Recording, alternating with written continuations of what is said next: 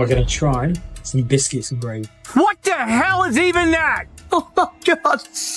I've never ever thought to try anything and mix it together with syrup. You guys say the looks of beans on toast that British people eat is bad.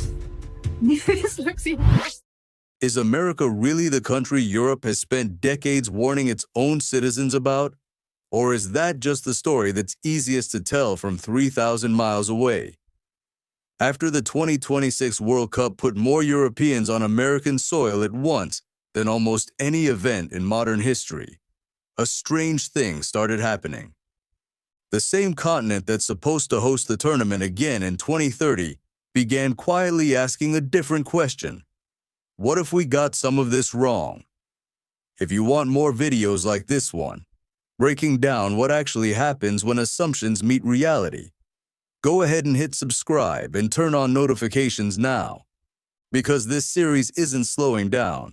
Start with the small stuff, because the small stuff is where people's guards actually come down. I mean, look at the size of it. Look at and I got big hands. Damn. The bread. But there is no real bread. How many ingredients? Oh my God. And don't get me wrong, I'm not hating on you, but I think most of these things. Picture a tourist from Munich standing in a gas station line in rural Georgia, mentally bracing for the transactional coldness he's used to at home, and instead finding himself in a 5-minute conversation with a stranger about football, the weather, and where he's from, the kind of unprompted warmth that, in a lot of European cities, would read as unusual or even suspicious. Picture a family from Lyon getting lost near a stadium parking lot, and a local family not just giving directions, but walking them halfway there. Picture a solo traveler from Rotterdam having her card declined at a diner, and the cook telling her not to worry about it and to pay it forward sometime. None of these are dramatic stories. That's the point. They're the ordinary texture of American small talk, the kind that doesn't show up in guidebooks because it's not a landmark. It's a habit. This is the part European travelers keep circling back to in their own recaps and reaction videos after the tournament. The sheer volume of low-stakes friendliness from strangers who have nothing to gain from it.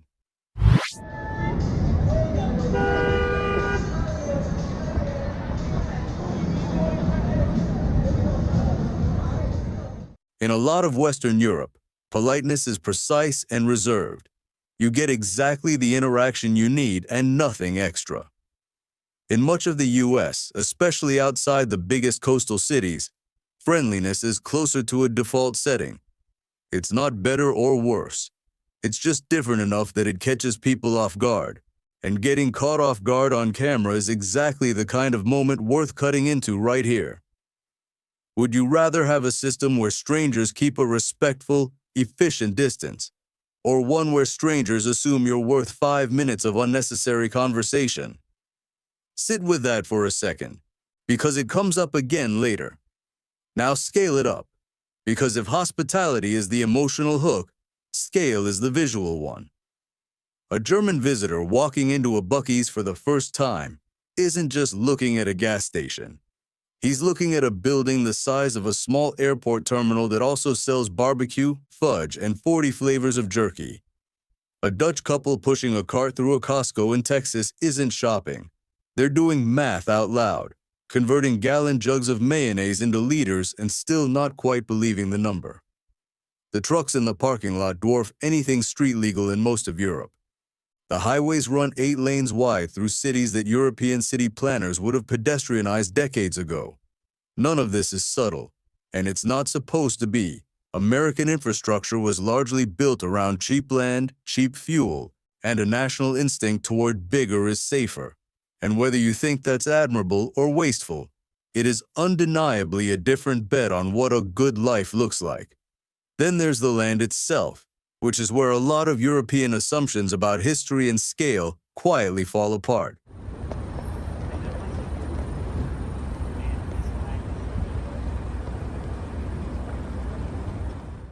A tourist from Sweden, a country already used to wide open space, can still be stunned to learn that driving from one national park to another can eat an entire day and barely register as a trip to the people who live there. A group from the UK visiting the Grand Canyon for the first time tends to go quiet in a way cameras love to catch, because nothing in Britain prepares you for a hole in the ground that's a mile deep and 18 miles across. 4 time zones, 5 if you count Alaska and Hawaii.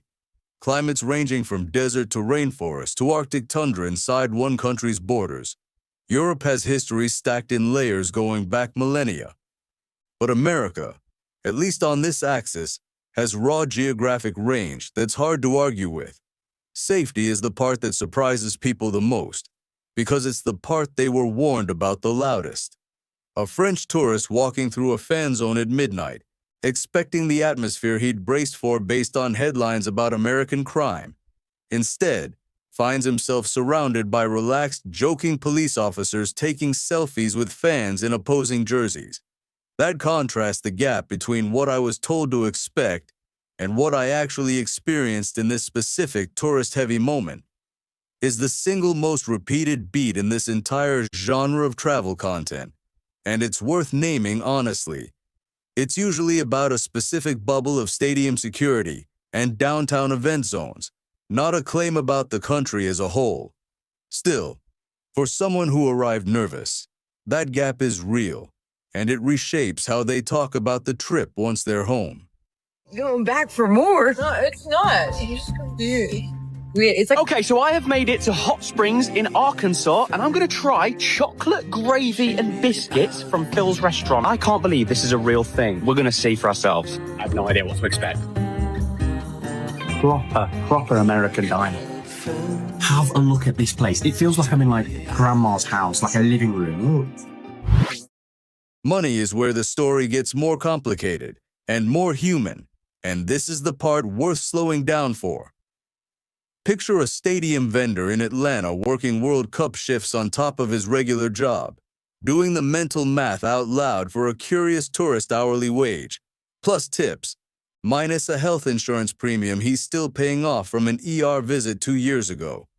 Picture a European economics-minded traveler comparing that to his own take-home payback in Berlin or Amsterdam, where the number on the paycheck is smaller but rent is more predictable. The healthcare bill never shows up, and a university degree didn't come with a loan attached. Neither of these people is wrong about their own life. What the World Cup did was put them in the same city long enough to actually compare notes instead of trading stereotypes. And the honest answer both of them tend to land on is that it's a trade-off, not a pobeda for either side.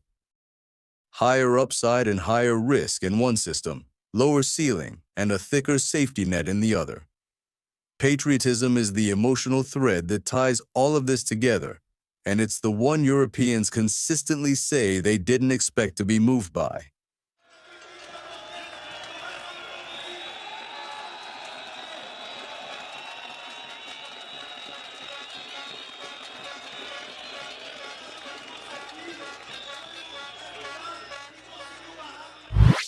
A flag on nearly every porch in a small Ohio town isn't political theater there. It's just what the street looks like. The national anthem before a match still gets a hand over the heart from strangers who've never met each other and have nothing else in common. A European raised on a healthier skepticism toward overt nationalism, often for very specific, hard-earned historical reasons, can find that kind of unguarded collective pride disarming, sometimes uncomfortable, and occasionally, against their own expectations, kind of moving. Food culture deserves its own beat, because it's where the abstract stuff, hospitality, scale, economy, all becomes physical and immediate. A visitor from Sweden staring at a regular plate size in a diner and quietly asking if that was meant to be split between 2 people. The tipping system baffling almost everyone who arrives from a country where service charges are simply built into the price, and nobody's rent depends on a stranger's mood. Drive-through culture, the 24-hour breakfast menu, gas station food actually being good. Every one of these is a small, funny, genuinely disorienting adjustment. And every one of them is also a window into a country that has organized an enormous amount of daily life around convenience, speed, and choice, sometimes at the cost of the slower, more communal meal culture common across much of Europe.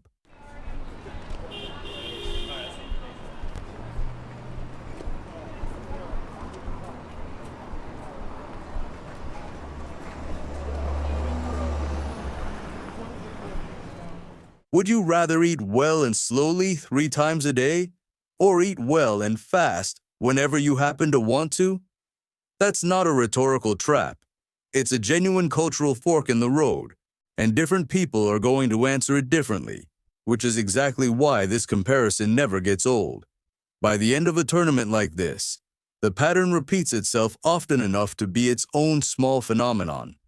Travelers who arrive skeptical, sometimes openly dismissive, leaving with a version of the trip that doesn't match the one they expected to tell. Not because America has no problems, it clearly does, and nothing here is arguing otherwise, but because the gap between the headline version of a country and the lived, granular, ordinary version of it is almost always wider than people assume, in both directions. There's honestly no way that this is normal. Look at this. Like, this is a high school stadium. What? Look at the amount of seats. We're on his way to Texas. What are you looking forward to most? Some big steaks, big trucks, and HEB. What are you not looking forward to? That gap is the entire reason this genre of travel content exists. And it's the entire reason the conversation about 2030 keeps circling back to what 2026 actually felt like on the ground. So here's the question to leave you with.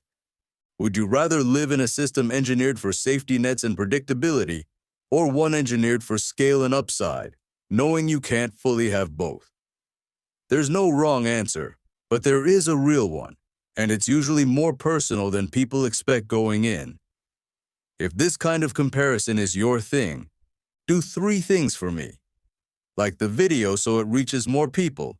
Share it with the one friend who always argues with you about this exact topic, and subscribe with notifications on so you don't miss the next one in this series. One last note before you go. This video is a compilation of composite, illustrative scenarios built for storytelling and discussion purposes, paired with your own real footage and clips during editing. It is not a claim that any single quoted line or statistic belongs to a specific real person, and it does not represent the complete social reality, government policy, or official position of any country discussed. Treat it as a conversation starter, not a verdict, and make your own decisions accordingly. We're not responsible for those decisions, just for starting the conversation.